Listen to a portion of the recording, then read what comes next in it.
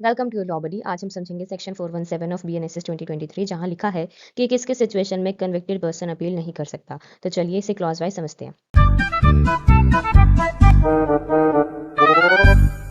Section 417 कहता है कि चाहे सेक्शन 415 में अपील के जनरल रूल्स दिए गए हो, पर इस सेक्शन के प्रोविजंस उन पर प्रिवेल करेंगे।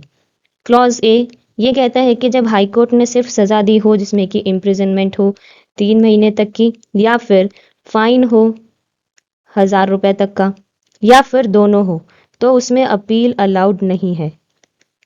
क्लॉज बी कहता है कि जब कोर्ट ऑफ सेशन ने सिर्फ ऐसी सजा दी हो जिसमें कि इम्प्रिजनमेंट जो है वो 3 महीने तक का हो और जो फाइन है वो 200 रुपए तक का हो, या फिर दोनों हो, तो भी अपील अलाउड नहीं है।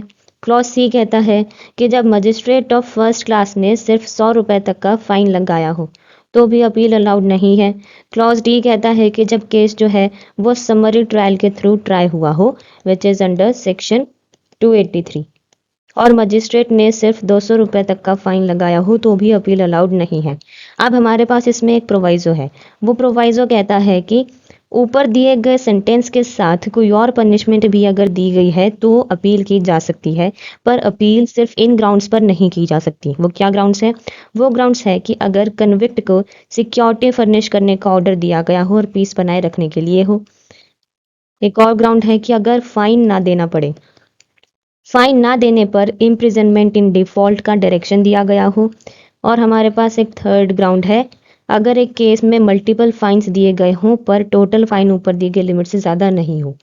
ठीक है, सो ये 3 ग्राउंड्स पर अपील नहीं की जा सकती। And this was simple explanation of section 417. If you found this video useful, do not forget to like, share and subscribe your Law Buddy for more such legal content. Thank you.